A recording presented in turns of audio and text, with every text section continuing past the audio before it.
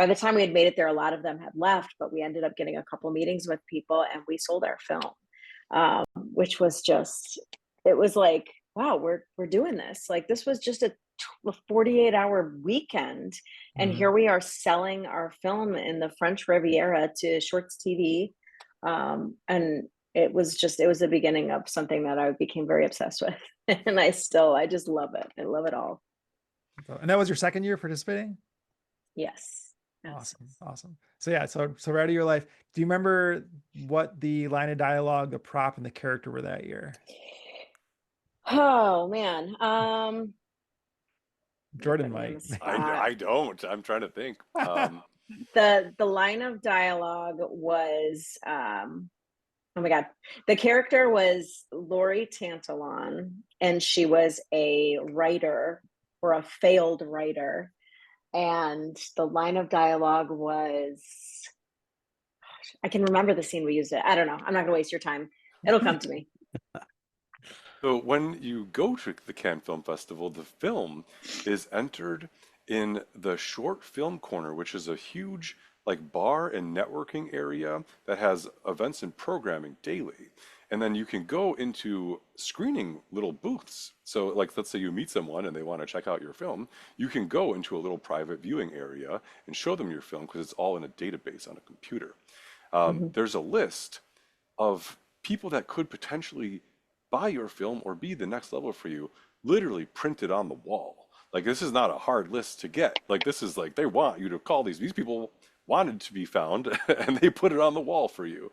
So I remember seeing that and taking a picture of it and being very impressed with the fact that that was just openly available because I'd never seen it anything like that in my life. I'd never seen anything like a film market at all. I mean, I love the Buffalo International Film Festival, but it is not a film market like a Cannes. It's just not the same thing. It's a great place Mm. for our local community to get together and watch a lot of amazing films.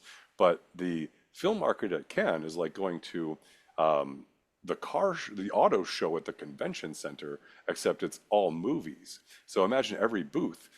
There's a table set up and they've got a screen where you can view the trailer and whatnot, and there's a movie poster and you can talk to whoever's trying to sell it. That just is something I've never seen in my life.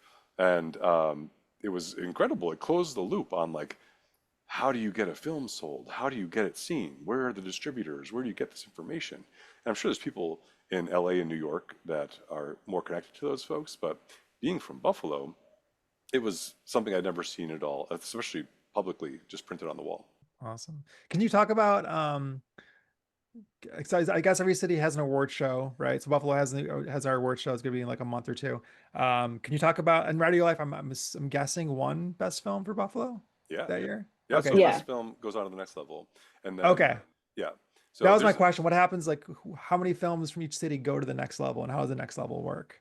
You know, I'll be honest with you, it's a little bit muddy at this point because they've grown so much with their can ties. It used to be the top 15 in the world would screen at screening at Cannes.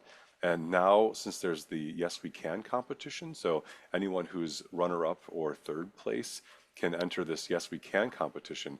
And there's a pretty high probability of getting into Cannes from one of those films because there's less participants, but there's more opportunities from that pool to get into a second screening.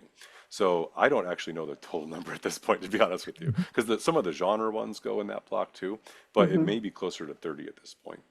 For those that don't know, because we talked about the 48, but it is in 130 international cities. So when you go to the Cannes Film Festival and see people there, and also when you go to Filmapalooza, but it was super cool at Cannes. Um, there was a team that was Japanese, and they had a translator with them, and I interviewed them through their translator. And it is truly a multicultural international experience that you just don't get around here. It's a whole different worldview.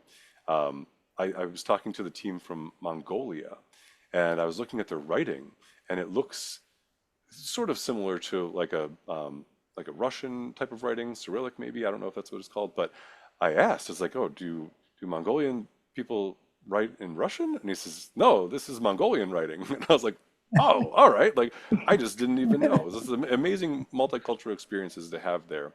And one of the guys from Mongolia, one of their, I guess their city producer, was he had a booth there because he's a film distributor. So he was going between the 48 events and down to his booth, and that was super cool to see someone put that into action. Screenwriters talk screenwriting.